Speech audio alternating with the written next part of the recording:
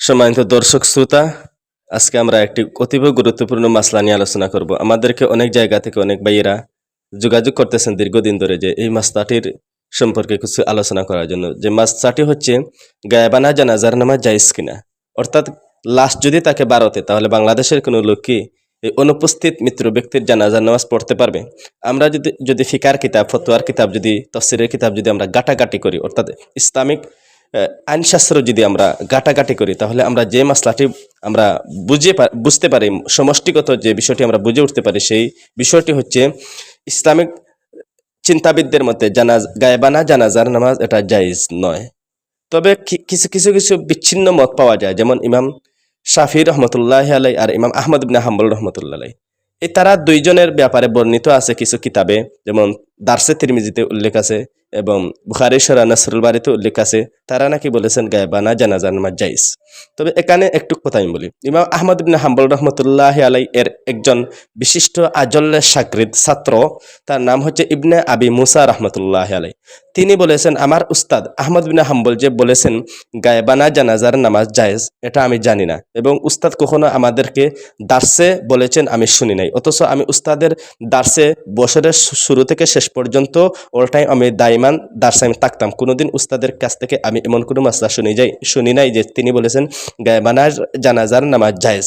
তাহলে এখান থেকে বোঝা যাচ্ছে যে ইমাম আহমদ ইবনে হাম্বলের মতেও গায়েবানা জানাজার নামাজে জায়েজ, এই কথাটা সুস্পষ্টভাবে প্রমাণিত নয়। তাহলে আমরা এক কথা বুঝতে পারি যে গায়েবানা জানাজার নামাজ জায়েজ হওয়ার প্রবক্তা শুধুমাত্র ইমাম শাফি, এছাড়া ইমাম আবু হানিফা, ইমাম আহমদ ইবনে হাম্বল, ইমাম মালিক, তারা বলেছেন গায়েবানা জানাজার নামাজ জায়েজ নাই। প্রায় 500 জন সাহাবীর সাথে সাক্ষাৎ করেছেন এত বড় তাবিঈ আমের শারাহিল রহমতুল্লাহ আলাই এবং ইমাম শাহবি রহমতুল্লাহ আলাই। তিনি বলেছেন গায়েবানা জানাজার নামাজ জায়েজ নেই। আব্দুল্লাহ ইবনে মুবারক বলেছেন গায়েবানা জানাজার নামাজ জায়েজ নেই। বিশেষ করে ইমাম আবু হানিফা বলেছেন গায়েবানা জানাজার নামাজ জায়েজ নয়। আহমদ ইবনে হাম্বলের ছাত্রের কৌল দ্বারা এটা প্রমাণিত হয়ে গায়েবানা জানাজার নামাজ জায়েজ নেই। এখন রয়ে গেল ইমাম শাফির কথাটি। ইমাম শাফি রহমতুল্লাহ আলাই যে হাদিস দিয়ে দলিল দেন, এই হাদিসটা বুখারী শরীফের মধ্যে এসেছে, এই হাদিসটা আবার মুসলিমেও এসেছে, আবার মেশকাত শরীফেও এসেছে, যে রাসূল সাল্লাল্লাহু আলাইহি ওয়াসাল্লামের কাছে যখন নাজ্জাশী বাদশার ইন্তেকালের খবর আসলো, তখন তিনি সাহাবায়ে কেরামদেরকে নিয়ে বের হলেন এবং কাতারবন্দি হলেন এবং তাদেরকে নিয়ে 4 তাকবীরের সহিত গায়েবানা জানাজার নামাজ পড়লেন। নাজ্জাশী বাদশার মূল নাম ছিল আসামা সাহামা বাবাজিদ। এই হাদিসের মাধ্যমে ইমাম শাফিঈ রহমতুল্লাহ আলাই বলেছেন গায়েবানা জানাজার নামাজ জায়েজ। আসেন এখন ইমাম শাফিঈ রহমতুল্লাহ আলাই এর মতটাকে কিছু পর্যালোচনা করি। বুখারী শরীফের সূরা ইনআমুল বারী, বুখারী শরীফের সূরা ইরশাদুল বারী, এই দুইটি কিতাবের ইরশাদুস সারী, এই দুইটি কিতাবের মধ্যে এসেছে ইমাম শাফিঈ রহমতুল্লাহ আলাই বলেছেন যে গায়েবানা জানাজার নামাজ জায়েজ। তিনি 3 শর্তে বলেছেন যে গায়েবানা জানাজার নামাজ জায়েজ। 1 নম্বর শর্ত, যদি গায়েবানা জানাজা যদি একদিন বা 2 দিনের ভিতরে যদি পড়া হয় তাহলে জায়েজ, 1 নম্বর।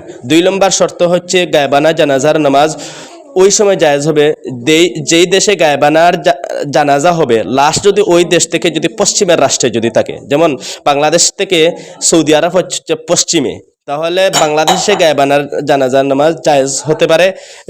তবে লাশ যদি বাংলাদেশ থেকে যদি পূর্বের রাষ্ট্রে যদি থাকে, যে দেশে গায়েবানা জানাজা হবে ওই দেশের পূর্বের রাষ্ট্রে যদি পিছনের রাষ্ট্রে যদি লাশ যদি থাকে, তাহলে যেমন বাংলাদেশে গায়েবানা জানাজা হবে আর লাশটা হচ্ছে আমাদের বাংলাদেশের পিছনে যে রাষ্ট্র হচ্ছে পূর্বে পিছন দিকে, সেই রাষ্ট্র হচ্ছে চীন, চীনে যদি লাশ থাকে তাহলে গায়েবানা জানাজার নামাজ জায়েজ হবে না। 3 নম্বর শর্ত ইমাম শাফি করেছেন যে গায়েবানা জানাজার নামাজ শুদ্ধ হওয়ার জন্য শর্ত হলো যেই দেশে লাশটা থাকবে ওই দেশে যদি মুসলমান যদি না থাকে, ওই ব্যক্তির জানাজার নামাজ পড়া যদি মুসলমান যদি না থাকে, তাহলে তার জন্য গায়েবানা জানাজার নামাজ জায়েজ। তাহলে এখানে আমরা মামলা দেখে পিলিশ হয়ে গেছে। দেখেন, বিশ্বের এমন কোনো রাষ্ট্র নাই, আনাচে কানাচে এমন কোনো দেশ নাই যে ইহুদি বৌদ্ধ খ্রিস্টানের দেশ বলে, সব জায়গায় মুসলমান আছে। তাহলে আপনি গায়েবানা জানাজার নামাজ শাফি রহমতুল্লাহ কথা অনুযায়ী তো জায়েজ হয় না। এরপরে রয়ে গেলে বলতে পারেন যে শাফির কথাকে মানে খণ্ডন করলেন, তাহলে হাদিসে তো এসেছে। আমরা বলবো হাদিসে থাকলেই হবে না, ডাক্তারের ফার্মেসিতে ওষুধ থাকলেই হবে না, ডাক্তারের মানে পরামর্শ তার প্রেসক্রিপশন অনুযায়ী আপনি ওষুধ ব্যবহার করতে হবে। ডাক্তারের ফার্মেসিতে ওষুধ থাকলেই হবে না, ডাক্তার যেভাবে বলবে ওভাবে ওষুধ ব্যবহার করতে হবে। হাদিসের কিতাবে থাকলেই হবে না, হাদিসের কিতাবে এসেছে রাসূল সাল্লাল্লাহু আলাইহি ওয়াসাল্লাম 11 বিবাহ করেছেন, 9 জন স্ত্রী একসঙ্গে রেখেছেন। আপনি কি তাই করবেন?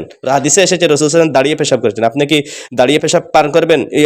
দাঁড়িয়ে পেশাব করবেন? হাদিসে এসেছে রাসূল সাল্লাল্লাহু আলাইহি ওয়াসাল্লাম উরায়নাবাসী বা উকলদেরকে বলেছেন তোমরা উটের পেশাব পান করো, কিন্তু আপনি কি উটের পেশাব পান করবেন? এর জন্য হাদিসে থাকলেই হয় না। রাসূল সাল্লাল্লাহু আলাইহি ওয়াসাল্লাম যে বলেছেন, ইল্লিশ মালিকি রাহিমাহুল্লাহ বলেছেন, এটা রাসূল সাল্লাল্লাহু আলাইহি ওয়াসাল্লামের খাস, এটা হুয়া খুসুসিয়াতুন নবী সাল্লাল্লাহু আলাইহি ওয়াসাল্লাম, এটা রাসূল সাল্লাল্লাহু আলাইহি ওয়াসাল্লামের জন্য খাস। বিশেষ কিছু বিষয় আছে রাসূলের জন্য খাস, গায়বানা জানাজার নামাজও রাসূল সাল্লাল্লাহু আলাইহি ওয়াসাল্লামের জন্য খাস।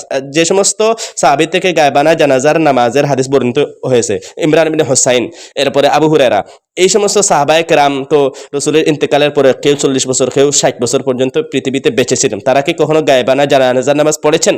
তা তাদের থেকে হাদিস বর্ণিত হওয়ার পরে তারাই যদি নাই পড়ে থাকেন, তাহলে তো তাদের কাজ এবং মুখের কথা যদি মানে দ্বিমত যদি হয়ে যায়, তাহলে কথার চেয়ে কাজটাই মানে প্রাধান্য পায়। এজন্য আমরা বলি গায়বানা জানাজার নামাজ জায়েজ নেই। রাসূল সাল্লাল্লাহু আলাইহি ওয়াসাল্লামের অনেক সাহাবী পৃথিবীর আনাচে কানাচে অনেক জায়গায় ইন্তেকাল করেছেন। ইয়ামামার যুদ্ধে 70 জন হাফেজ কারি ইন্তেকাল করেছেন, সাহাবায়ে কেরাম অনেক যুদ্ধে ইন্তেকাল করেছেন। উমর রাদিয়াল্লাহু তাআলা আনহু খেলাফতকালে বিশ্বের আনাচে কানাচে গিয়ে গাজওয়া যুদ্ধ হওয়ার পরে, সারিয়া হওয়ার পরে অনেক সাহাবায়ে কেরাম ইন্তেকাল করেছেন। উমর রাদিয়াল্লাহু আনহু কি তাদের গায়বানা জানাজার নামাজ পড়েছেন? এমন কোনো নজির আছে বিশ্ব মানচিত্রে? হাদিসের কিতাবে এমন কোনো প্রমাণ আছে? এমন কোনো সাদের নেই। শুধুমাত্র রাসূল থেকে একজন বা দুইজনের জানাজার নামাজ পড়েছেন, এটা রাসূলের জন্য খাস, এটা রাসূল সাল্লাল্লাহু আলাইহি সাল্লামের সমকালীন রাসূলের সময়ের জন্য এটা খাস, এটা পরবর্তীতে এটা মানসুখ হয়ে গেছে। কাজে উম্মতের ইজমা হলো গায়বানা জানাজার নামাজ জায়েজ নেই। আল্লাহ রাব্বুল আলামিন আমাদেরকে ইসলামকে সঠিকভাবে বুঝার তৌফিক দান করুন। ওয়া আখিরু দাওয়ানা আনিল হামদুলিল্লাহি রাব্বিল আলামিন। আসসালামু আলাইকুম ওয়া রাহমাতুল্লাহ।